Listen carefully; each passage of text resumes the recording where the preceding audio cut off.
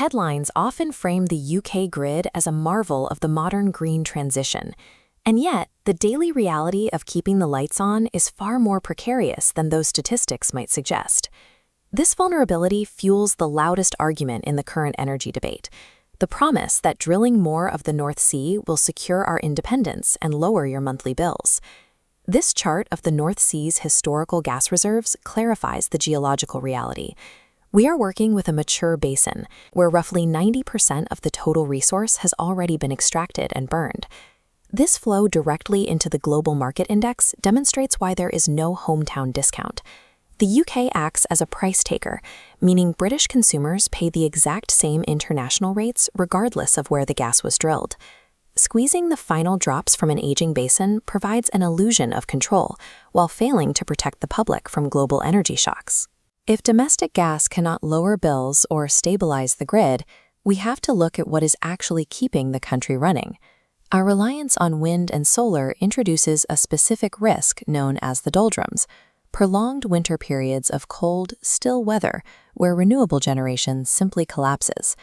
To survive these gaps without returning to coal, the UK relies on a massive international web of infrastructure rather than domestic isolation. The UK's primary lifeline is Norway, which now supplies 47% of our total gas consumption. This photograph of the industrial terminal infrastructure shows the scale of that connection. This gas travels through thousands of miles of subsea pipelines to reach UK homes. Electricity follows a similar path.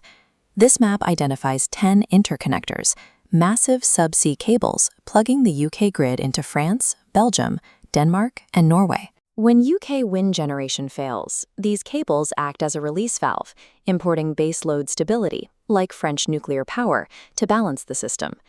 This photograph of the specialized cable enterprise vessel illustrates the physical engineering involved. These are massive, permanent industrial links resting on the seafloor. The UK grid currently exists in a state of physical and existential dependence on the political and infrastructural stability of its European neighbours. Then there is the grid's most controversial pillar, the reliance on biomass to replace coal, which now provides roughly 7% of our energy. This image of the cooling towers and storage domes captures the sheer scale of the operation. The UK is the world's largest consumer of wood pellets, burning nearly 10 million tons yearly. This map of the transatlantic supply chain shows that roughly 3/4 of those wood pellets are chopped and shipped directly from forests in the southern United States. Groups like Biofuelwatch argue this process is a climate loophole, claiming that burning imported wood emits massive upfront carbon while destroying biodiversity.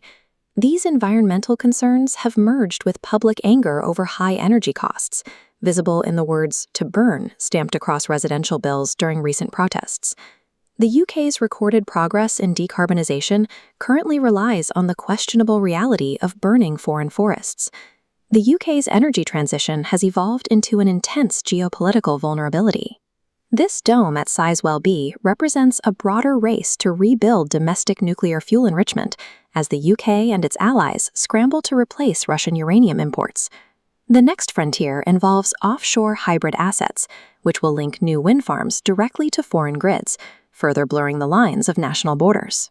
Success in the Clean Power mission now functions as a foreign policy challenge, requiring constant diplomatic maneuvering to secure raw materials and cross-border access.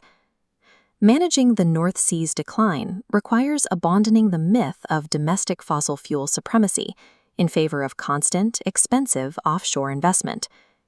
Keeping the lights on involves permanent ethical and physical trade-offs, from navigating biomass controversies to trusting foreign interconnectors. True energy security in the 21st century rests on the conscious, strategic choices a nation makes regarding exactly who